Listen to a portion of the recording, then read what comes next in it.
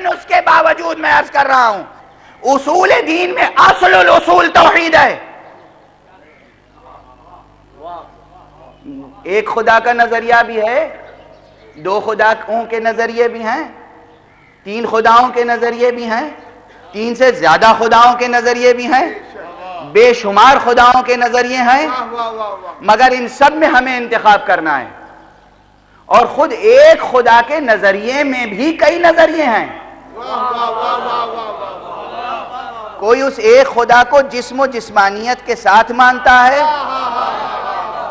کوئی زمان و مکان میں محدود سمجھتا ہے، یا اگر براہ راست محدود نہیں سمجھتا تو کم از کم اس کا نظریہ جن باتوں پر مبنی ہے وہ باتیں منتہی ہوتی ہیں اسی نتیجے تک کہ خدا کو نعوذ باللہ جسم و جسمانیات اور مکان و مکانیات سے متصف مانا جائے. غور فرما رہے ہیں آپ؟ لیکن بہرحال جتنے بھی نظریے ہیں اس پہ ہمیں انتخاب ایک خدا کے نظریے کا کرنا ہے. اور جب خدا کے نظریے کا انتخاب کر لیا کہ ایک ہے، لا الہ الا اللہ کو جب قبول کر لیا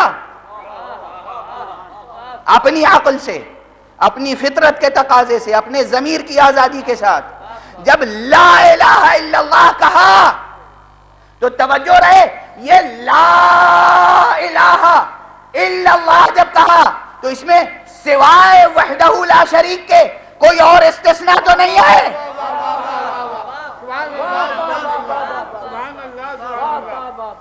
سارے خداؤں کی جب نفی ہو گئی تو خداؤں سے نیچے جتنی چیزیں ہیں ان کی تو خود بخود نفی ہو جائے گی.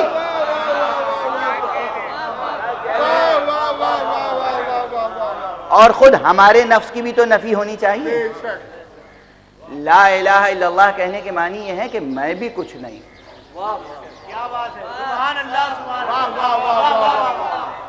اپنی انا کا بت بھی تو ٹوٹے. سب سے بڑی مشکل ہے یہ، سب سے بڑی مشکل ہے اپنی انا کا بت. اگر اپنی انا کا بت نہیں ٹوٹا، اگر اپنا دل اپنی ہی خودی کا صنم خانہ بنا رہا تاکہ دل پر خود ہی جلوہ فرما رہے، تو پھر لا الہ الا اللہ گویا اختیار نہیں کیا، پھر اختیار نہیں کیا. بہرحال اب مضمون تو بہت وسیع ہے، لیکن آئندہ انشاءاللہ کئی روز تک سلسلہ جاری رہنا ہے. لیکن یہاں پر ٹھہر کر ایک دو جملہ تو اور کہہ لوں کہ یہ لا الہ الا اللہ جو ہم انتخاب کرتے ہیں، پہلی شرط یہ رکھی ہے اس وحدہ لا شریک نے بھی کہ مجھے بھی مانو تو جبر سے نہیں، اختیار سے مانو.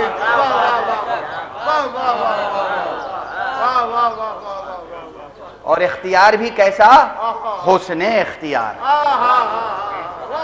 خوشی سے، کوئی ذرا سا بھی جبر نہ ہو.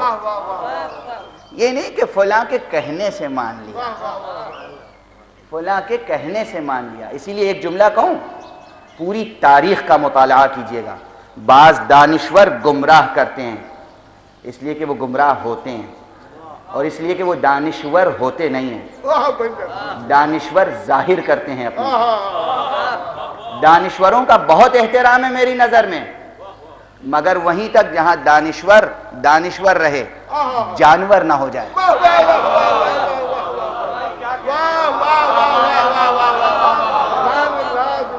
بھائی دیکھیں یہ بہت ہی، میں نے پہلے کہا دانشوروں کا میں احترام کرتا ہوں، لیکن اب یہ تو زبان کی گرامر جو معمولی سی گرامر بھی سب لوگ جانتے ہیں، اسی کو سامنے رکھیے. تو دانشور لفظ کیسے بنا ہے معلوم ہے آپ کو؟ یہ بسیط لفظ نہیں ہے، مفرد نہیں ہے، مرکب ہے.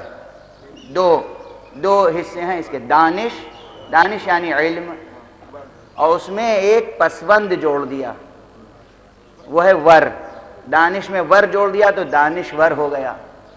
بالکل اسی قاعدے سے ایک لفظ ہے جان.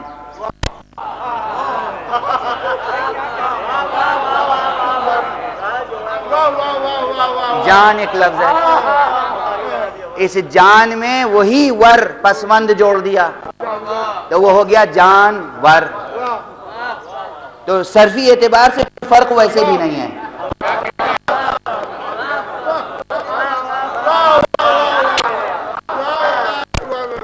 لغت کے اعتبار سے، لسانیات کے اعتبار سے کوئی فرق نہیں ہے. فرق وہاں پیدا ہوگا جہاں دانشور اپنے حسن اختیار سے یہ ثابت کرے کہ اس نے کون سی دانش کا انتخاب کیا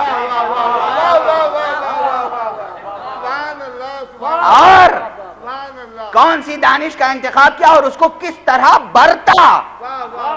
دانشور کا منصب بہت بلند ہے، دانشور کا منصب بہت اعلیٰ ہے، دانشور کی ذمہ داریاں بہت بڑی ہیں، اور دنیا میں اچھے بڑے دانشوروں نے بڑے مفید کام کیے ہیں. میں خود خراج عقیدت پیش کرتا ہوں، خراج تحسین پیش کرتا ہوں. بہرحال لیکن ایک اس طرح کے دانشور پیدا ہو گئے. کچھ عرصے قبل دہلی میں ایک صاحب نے مجھے لا کر ایک مقالہ دکھایا، اس میں عجیب و غریب تکلیف دہ انداز سے الحاد کے نظریے کو پیش کیا گیا تھا، اور جملہ یہ تھا کہ آخر یہ بات سمجھ میں نہیں آتی کہ ایک کلمہ لا الہ الا اللہ کہلوانے کے لیے بے شمار انسانی جانوں کا لہو کیوں بہایا گیا، اتنی جنگیں کیوں کی گئیں. اس میں مغالطہ ہے، دھوکہ ہے، فریب ہے، حقیقت بیانی نہیں ہے. حقیقت کو مسخ کر کے پیش کیا گیا. خدا کی قسم آدم سے لے کر خاتم تک کسی نبی نے لا الہ الا اللہ کہلانے کے لیے تلوار نہیں اٹھائی.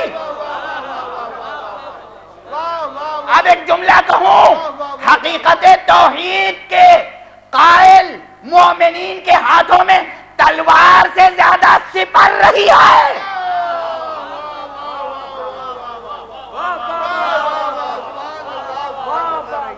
ہمیشہ مدافعت میں خون بہا. لا الہ الا اللہ کہنے والوں کا خون بہا ہے، لا الہ الا اللہ کہلانے کے سلسلے میں خون نہیں بہایا گیا.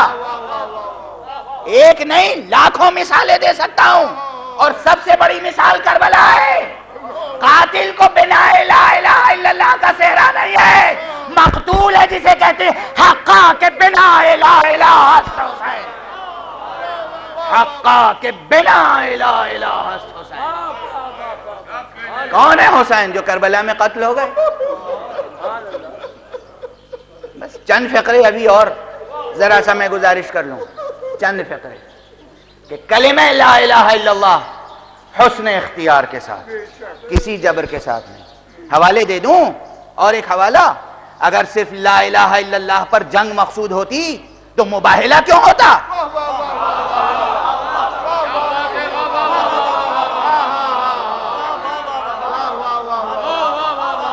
کیوں ہوتا مباہلہ؟ کبھی بھی کلمہ لا الہ الا اللہ کہلانے کے لیے تلوار نہیں اٹھائی گئی. تلوار کے سائے میں جو لا الہ کہے،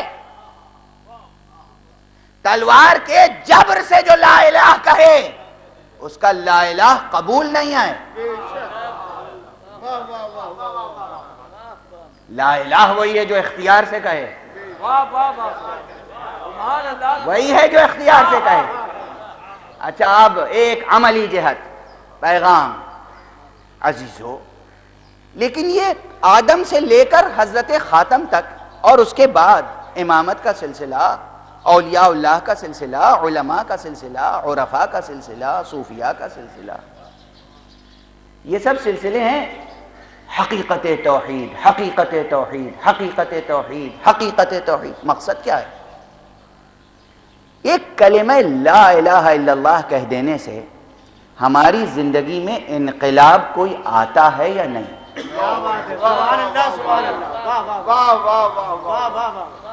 اگر نہیں آتا تو کہنا نہ کہنا برابر ہے. اور اگر ایک کلمہ لا الہ الا اللہ کہنے سے کوئی تبدیلی آ جاتی ہے زندگی میں، فرد کی زندگی میں، فرد کی زندگی میں، اب قسطوں میں عرض کروں گا، فرد کی زندگی، گھر کی زندگی، معاشرے کی زندگی، فرد کی زندگی میں کیا ہے لا الہ؟ اگرچہ وقت میرا تمام ہو چکا، لیکن آج کہتے ہیں کہ تعطیل کا روز ہے، تو 2-3 جملے اضافہ ہو سکتے ہیں۔ قرآن مجید میں سورہ مبارکہ نور میں کہا گیا اللہ نور السماوات والارض مثل نورہ کمشکاۃ فیہا مصباح المصباح فی زجاجۃ الزجاجۃ کأنہا کوکب دری یوقد من شجرۃ مبارکۃ زیتونۃ لا شرقیۃ ولا غربیۃ یکاد زیتہا یضیء ولو لم تمسسہ نار نور علی نور۔ بس تقریر ختم ہونے پر آئی، آج اس آیت کے سلسلے میں کچھ عرض کرنے کا موقع نہیں ہے۔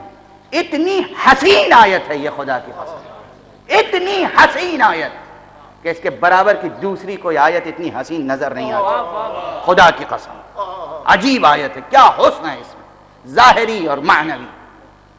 لیکن اس میں بس ایک چیز کہ نور ہے، خدا نور ہے، اور جو اس میں لفظ مشکات ہے، مشکات کہتے ہیں اس طاق پر جس پر چراغ رکھا جائے، وہ طاق جس پہ چراغ یا چراغدان، یہ چراغدان کے بھی کئی مصادیق ہیں۔ قرآن مجید میں ہر مفہوم کے مصادیق ایک سے زیادہ ہیں، سوائے چند مفاہیم کے، سوائے چند مفاہیم کے۔ اب یہ مفہوم و مصداق کی بحث ابھی آگے نہیں بڑھاؤں گا، لیکن ایک مصداق اس کا ہے ہمارا دل۔ مشکات کیا ہے؟ ایک مصداق، بہت سے مصداق اور ہیں، ایک مصداق ہے ہمارا دل۔ تو جب ہم لا الہ الا اللہ کہتے ہیں تو دل میں کوئی روشنی ہوتی ہے کہ نہیں؟ چھوٹا بڑا عالم جاہل سب اتنی بات سمجھ کے جائیں